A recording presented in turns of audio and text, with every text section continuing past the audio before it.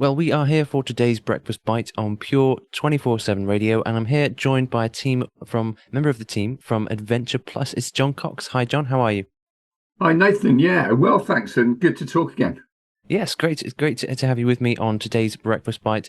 Last time we spoke, you gave us a really interesting thought on being out there in Him, and you spoke about a particular element. I think it was fire, and the idea of reverence for God, being out there in the amazing creation that He's given us. What do you want to talk about today, then? Well, yeah, maybe just unpacking that a little bit. In my work as an adventure activity provider and an instructor coach and a canoe guide, I managed, I've been privileged, I should say, to spend a number of multi-day trips just out there in the beauty of God's creation.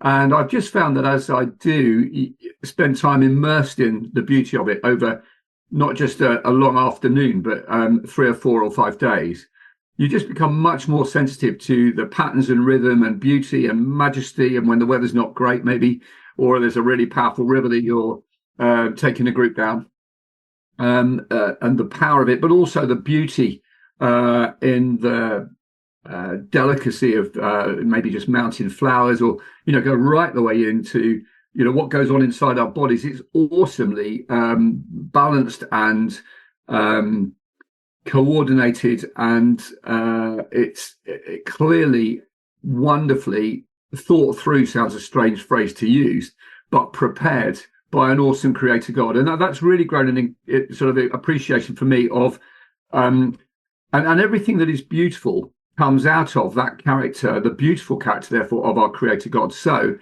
then you start to think, well, what can we learn about the character of the creator God as revealed in his creation?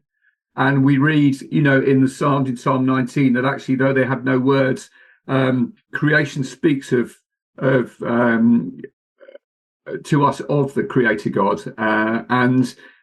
So I've really enjoyed then taking groups out, maybe for 3 or 4 days, on what we call active retreats. Maybe 3 or 4 days walking up in the Brecon Beacons or across Cumbria, but staying up high and not dropping down into a campsite every night, or canoeing 3 or 4 days down a river like the Tay in Scotland, or the Vézère, or the Dordogne in France. Being out there in Him, what do we mean by that? Well, out there is sort of easy. Yes, of course we're out there. We are genuinely out there, immersed in it all. In Him, well, John 10:29 maybe, we are in His hand, and no one can shake us out of His hand. We're in the Father's hand, and no one can shake us out of the Father's hand. So that's why we go with this concept of being out there in Him. And then in the course of those journeys, we maybe just look at an element in God's creation as described in the Bible. So grab a concordance and see how many references there are to rock or mountains or hills or fire or rivers and streams. And what can we learn about the character of the creator God as described in the Bible from his creation? So that's the sort of background to it. That's why I've got into it, and I've loved it, and I found it really refreshing. And incidentally, I think there is so much in it, but it's almost lost in our traditional sort of pulpit teaching material on a Sunday morning in church. We don't really explore it, and creation is massive and huge and very beautiful and all around us. So, and it does speak to us of the creator God. So that's the sort of background. Hope that makes some sense. Yeah, no, definitely. We do get to enjoy. There's so much in creation, and every single day it seems there's new discoveries about something we didn't yet understand. New discoveries about the complexity and intricacy of the human body, but also in the stars and in the earth and everywhere else. There's so much in creation, isn't there? Absolutely, and it's not very fashionable in quite a lot of the scientific community to think about a creator God. But I think even the most ardent either agnostic or atheistic scientists, I would suppose, I'm trying to avoid labels here, but even the most reluctant to bring God into the conversation, let me put it that way, are now talking about intelligent design. They're not going to call it God, but this can't all have happened just by some major cosmic coincidence. Mm. It is it's interesting when you look at it. It is, you see time and time again how things are just too complicated and so complicated. It's hard to explain it without someone having, like you say, thought through the processes that are needed for human life and for the ecosystems we see around us. It is very, very complex. It's very specific. Things have to be very well balanced in order for things to live.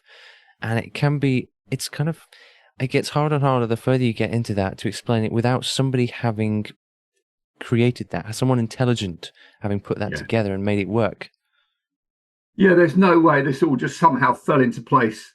Um, whether it's the macro side of, as you say, the pattern up in the cosmos and space. And, I'm planning a trip, well, actually down the River Thames for 2 years' time, canoeing from Whitney, where I live, to Westminster with up to 30 people joining us as a Right? fundraiser for our charity Adventure Plus.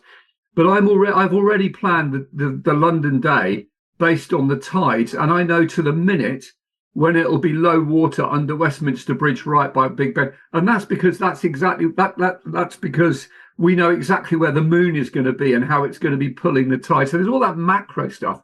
And then within us, you know, the way that nerve impulses are transmitted down our neurons, or the way our pituitary system, our endocrine system, our endocrine system, hormones control what we do. Yes. It's massively complex and specific. Yeah. Don't tell me it all just happened because some chemicals got together out in the cosmos a few million years ago. Unbelievable. I don't have the faith to believe it could all just be some amazing coincidence. That's interesting, isn't it? Yeah, I mean, when you look at the design of so many of the things we've made, man-made things, and you think, wow, how much thought and how much time went into preparing that and working out the designs and the complexities. And when you consider how so much of that is based on something we see in nature, you think, well, if we were able to create that and it still doesn't quite measure up to what we see in nature, how can what's in nature have been a matter of chance?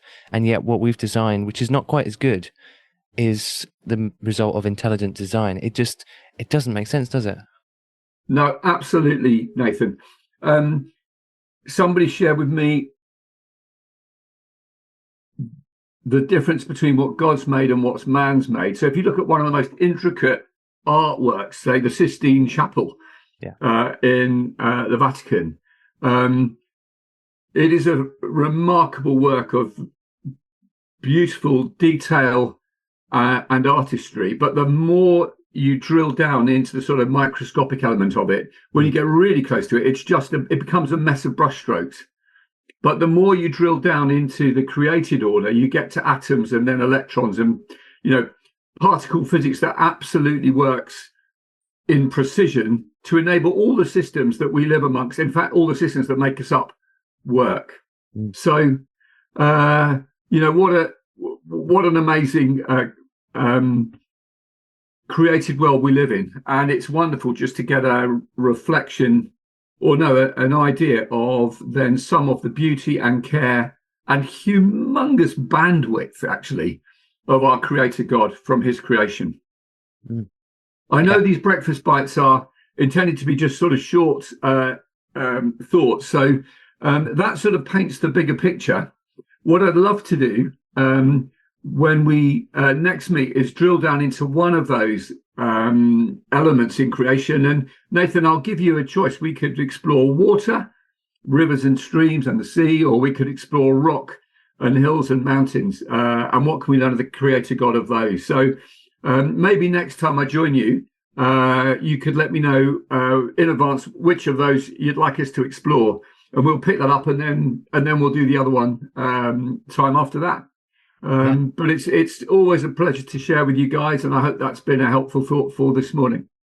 Yes, thank you so much, John. Do you know what? I love the idea of both of those. Maybe we could start with rock and then move on to water next time, because I'd love to hear you sort of open that up and look a bit deeper into what we see in the world around us in terms of water, and of course in terms of rock. There's so many different elements to explore. It is amazing, and as you say, being out there in creation, it's such a good thing.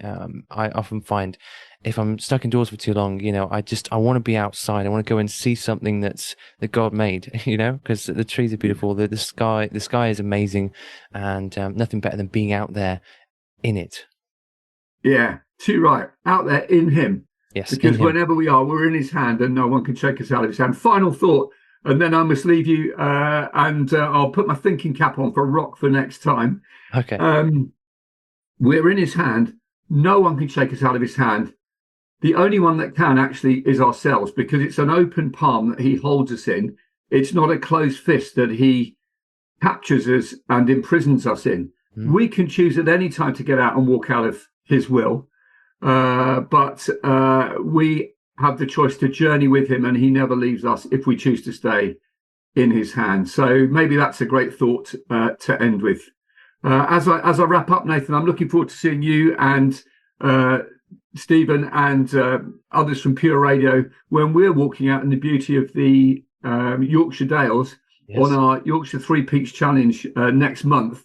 That'll be another great opportunity to just enjoy being out there. And if anyone wants to join us and raise support for Pure Radio and or Adventure Plus, that could be great. Let's go and share some time out there in him.